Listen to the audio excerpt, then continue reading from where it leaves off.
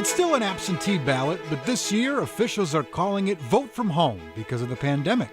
Not to be confused with states like Colorado, where every voter automatically receives a ballot in the mail.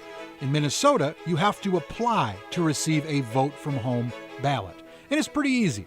You go to mnvotes.org, put in your name, address, and state ID number, or last four of your social security number, and poof, it will be mailed to you. When it arrives, fill it out. You have to provide the same ID number or social security number you entered when requesting it for security. And this year, you won't need a witness signature unless you aren't registered to vote yet. And no, requesting a ballot is not the same as registering to vote.